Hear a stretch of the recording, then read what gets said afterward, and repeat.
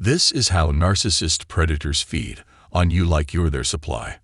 Saying that a narcissistic relationship starts with love bombing is a misconception. It simply does not. Instead, it begins with a phase of predatory testing.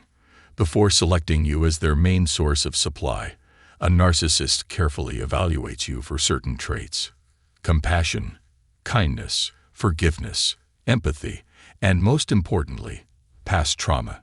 They search for vulnerabilities, identifying wounds and behavioral patterns, like people-pleasing, that they can manipulate for their advantage. But how exactly do they test potential targets? What methods do they use? Let's explore that in today's discussion. Test number 1. Subtle disrespect disguised as a joke. They will make a seemingly minor, offhand remark, something dismissive or belittling about your job, income, car, fashion choices, family, friends, or even your children. It won't be a blatant insult, but rather a small comment, something easily overlooked by most. The goal: to test your boundaries. If you are a people pleaser, you might brush it off or even try harder to gain their approval, fearing rejection or abandonment. That's exactly what they're looking for: an unhealed wound, an insecurity they can exploit. They also pay close attention to how you react in silence.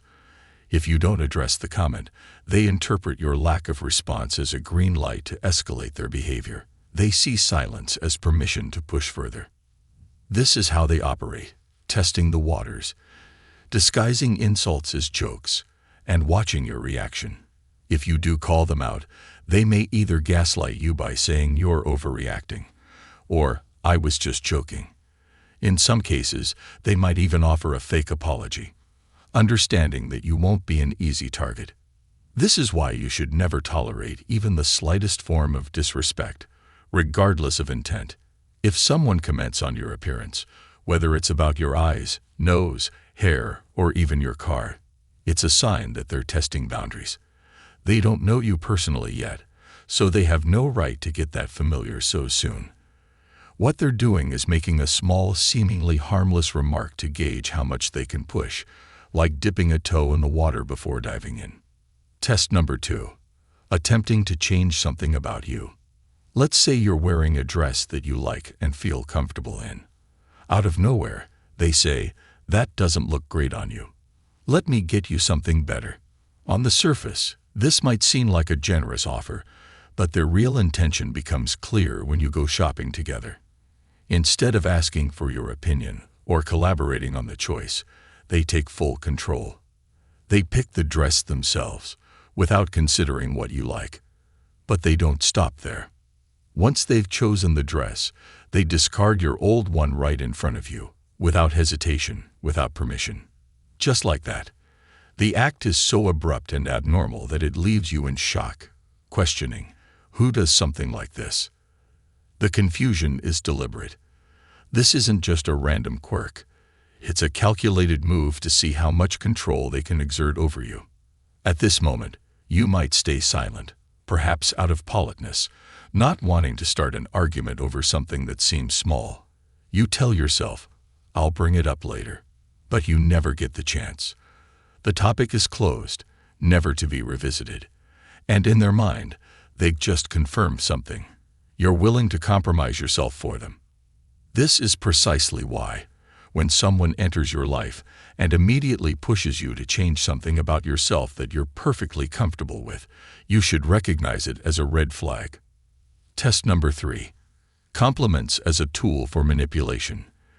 This one might seem unexpected. Narcissists will compliment you. But why? Because they want to see how you react. Many of us are conditioned to be humble, often brushing off praise with, "Oh, it's not that great," instead of simply accepting it. Society teaches us that acknowledging our strengths might come off as arrogant or self-centered. But that's not true. Narcissists use this to their advantage. They're watching to see if you dismiss the compliment, if you hesitate, if you struggle to own your positive traits. If you do, they've found a weakness. They now know you're not fully connected to your true self, which means they can shape how you see yourself. They also test whether they can make you reliant on their validation. Think about it. If a simple compliment has a noticeable impact on you, imagine how much power their criticism could hold. They'd make this calculation in their minds. If they light up when I say something positive, how broken will they feel when I say something negative? This is where control comes in.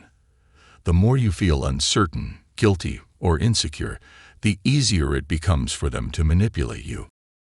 Asking for unreasonable favors. Another tactic they use is testing how far they can push your generosity. They might create a fabricated crisis to see if you'll come through for them. For instance, they could claim, "I'm in a serious emergency. I need $10,000 immediately." Test number 4. Creating false crises to exploit your generosity. A narcissist may fabricate emergencies to test how much you're willing to sacrifice for them. They might say, "My child was in an accident and is in the ICU. I need money right away." Naturally, if you have the means, you'd want to help. Who wouldn't? You believe you're doing the right thing, saving a life. However, once they see you responding to these crises, they begin repeating the pattern. They'll create urgent situations over and over again to gauge how much you're willing to give and how easily they can manipulate your kindness. Their goal is to see whether you will put their needs above your own, whether you will abandon yourself for them. Being a giver isn't a flaw. Empathy, generosity, and cooperation are positive traits. But when past trauma has conditioned you to overextend yourself, it becomes dangerous.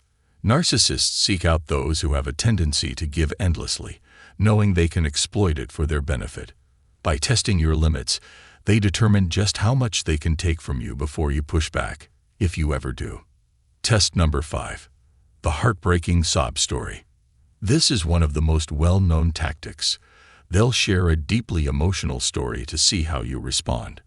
They might talk about a toxic ex who mistreated them, a parent who recently passed away, or how they feel utterly abandoned by friends and family.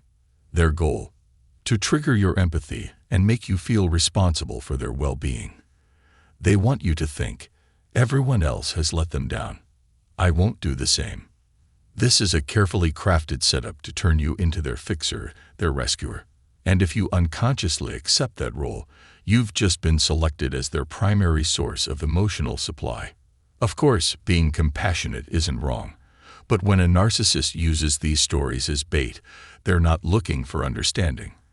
They're testing whether they can manipulate you into feeling obligated to care for them indefinitely. That concludes today's episode. Thank you for tuning in. I'll see you in the next one. And as always, let the healing begin and continue.